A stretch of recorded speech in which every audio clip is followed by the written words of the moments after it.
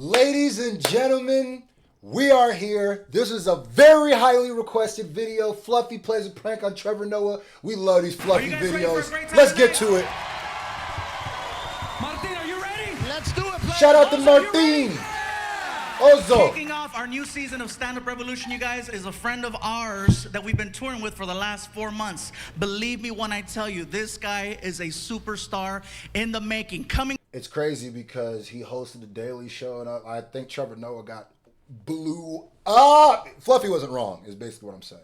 Spot on. To you all the way from South Africa. My African brother, yeah. Show your love for our friend, Mr. Trevor Noah.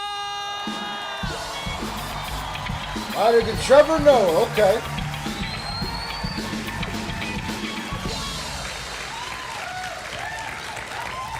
I'm glad to be here, man. This was my dream. My dream was to come to America, you know, not for a job or money or anything.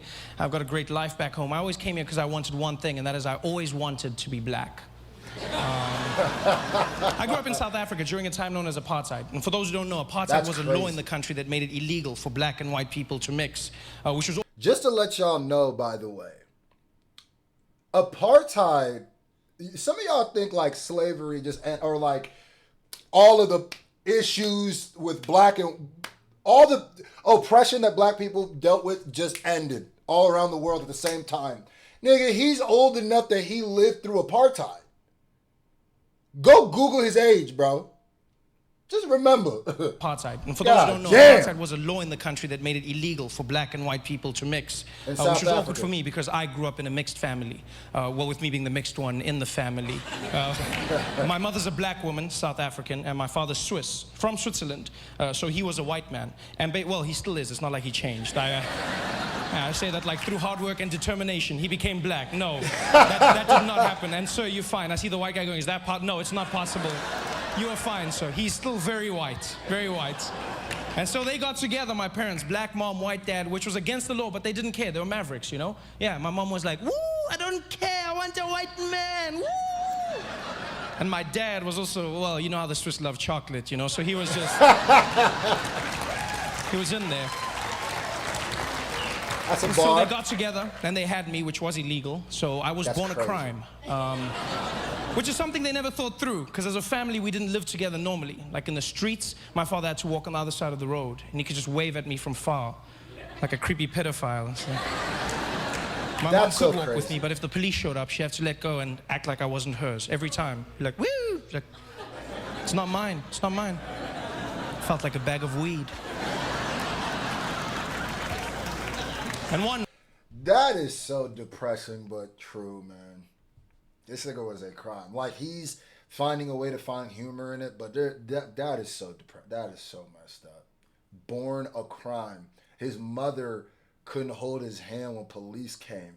His father had to stand across the street. God damn, bro. Makes you think, like,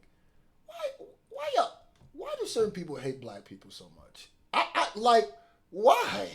Why? Like, that shit crazy, gang. Like, what the hell do we do, one fateful like, day, as a people? You know, because I was never given a race. I was never called black, never called white. I had the privilege of meeting an American, and he said to me, well, you know, Trevor, it's funny you say that, because if you come out to America, they'll label you as black. I said, really? He said, hell yeah. Everybody's black out there. I was like, well, I want to be black. Yeah. I bought myself a plane ticket because I found out it's true. Mixed race people are categorized as black in America. Yeah, the only catch is you have to be successful first. Before that, they call you mixed, achieve success, and you get upgraded to black. All the famous mixed people have done it. Singers like Alicia Keys and Mariah Carey, mixed, but they say black, right? Tiger Woods, mixed, but they say black golfer. The most famous mixed person on the planet, Barack Obama, mixed, half and half, but you say you're first black president. When he was running, he was the mixed candidate. Now it seems obvious. People are like, yeah, he won. Back then, nobody believed he would win. I remember comedians dissing him. They'd come up and be like, how many of y'all seen that mixed race fool running for president? Y'all seen that crazy-ass mixed fool? How some mixed fool gonna come in? Even a black man can't win. This mixed fool thing gonna win. He gonna win. Ain't no mixed fool. I ain't seen no mixed fool coming out here winning in the United States. That mixed fool. And then he won, and all of a sudden, they were like, my That's crazy. As a father of a mixed child, my son is black and he's Blasian. He's black and Asian. So he is gonna be considered black, and he's gonna be raised as a black kid. I mean, I'm Nigerian. This nigga going his you feel me? Like it ain't no escaping that. But that is true. That is true. It's like I don't think he'll ever be able to be considered like if he goes up to somebody when he's a certain age and be like, "I'm Asian," they're gonna be like, "No, you're not, nigga. You black."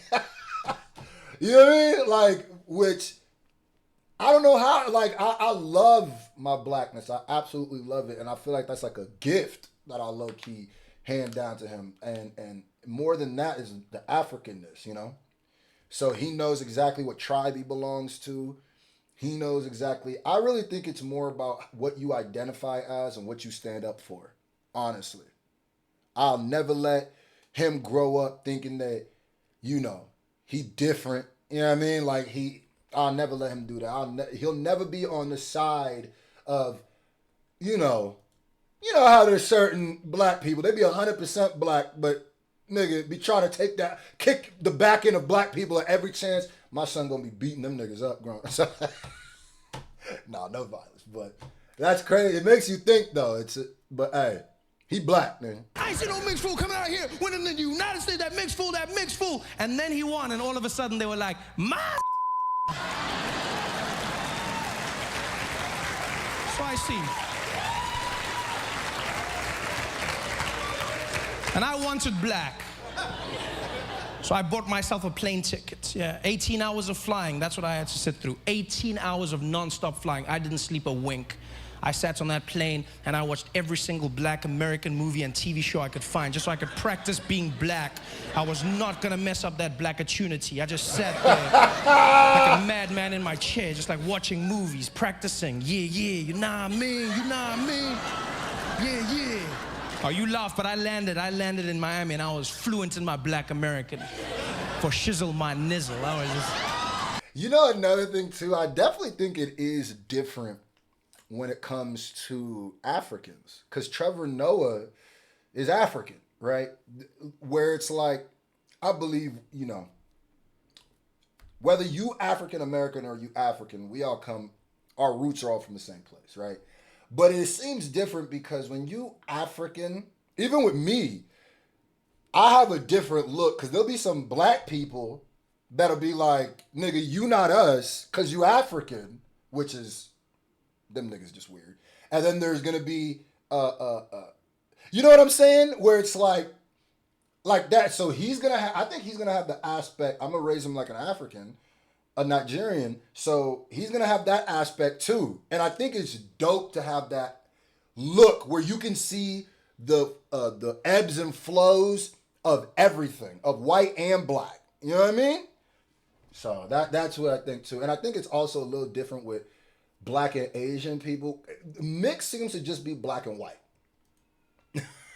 Because Tiger's black and Asian. Don't nobody ever even say nothing about that. Because, you know what I mean? It just seems to be that way. But he's barring right now. He barring. Yeah. I was so black. I was even laughing black. I was like, ha, ha, ha. Yeah, my man. I was super black. Till some guy came up to me and was like, "Oh yeah, papi." Ya llegamos, eh? 18 hours of flying and I still wasn't black. I was Puerto Rican. You guys have been great. Thanks for having me. Oh, that's it? Ladies and gentlemen, keep it going for Trevor Noah! Killed that, boy. Oh my God. What a way to kick off our show, you guys. Our first show with Mr. Trevor Noah. Martin, Trevor Noah. Dude, it was amazing, bro. Did you see the women's response to Trevor? Trevor, how many ladies find Trevor's accent incredibly sexy? How many of you guys found Trevor Noah's really Ozo? I'm not gonna lie, I'm not gonna hate on him. Wait, ladies, you went crazy for him. I know, he's a good looking man. I'm not gay, but if we were locked up, hell yeah. Oh, you don't even know. I would tear his ass up to the Lion King soundtrack. You too big to be making no threats. I gotta tell you guys, Trevor Noah has been on the road with Martin and I for, like I said, the last 4 months, and he's a great friend and a funny man. And any of the stories you guys might have heard about us in the past and the practical jokes, they've all been true, especially when a new guy shows up. You know, Trevor's a cool dude, you guys, but we couldn't wait to have fun with him. So let me tell you a quick story. We were doing a show in a city called Eagle Pass in the state of Texas. Now, got some Tejanos in the house? What's up? You far from home, coño. So anyway,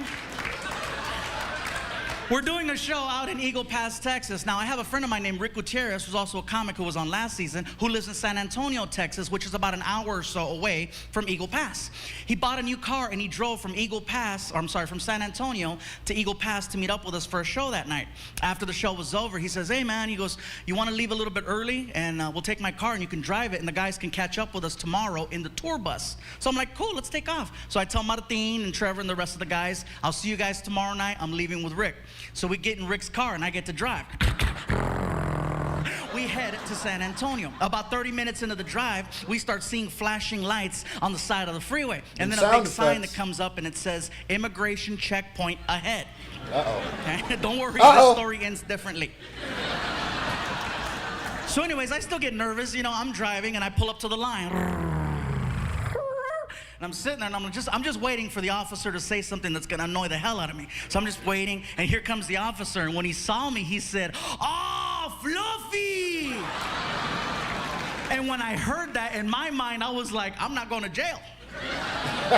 He's like, dude, what are you doing here? I said, well, we have a show tomorrow night in San Antonio, and we're just passing through. Where's your tour bus? I said, well, my tour bus is back in Eagle Pass with the other guys. He goes, can we take a picture? I go, what about, cars coming? He goes, there hasn't been a car here in hours.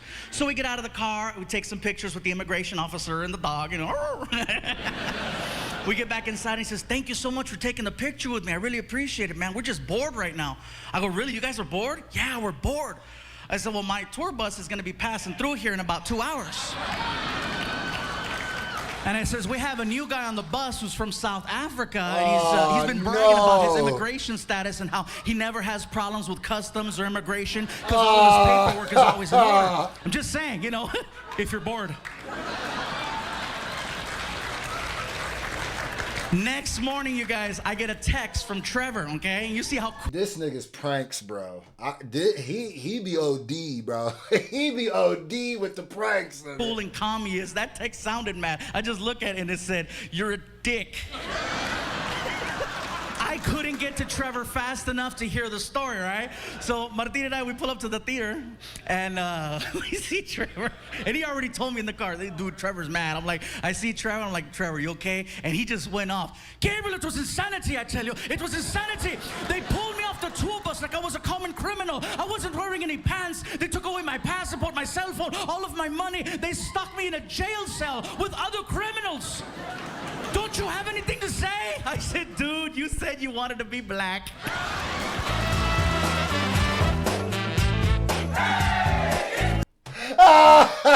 Fluffy!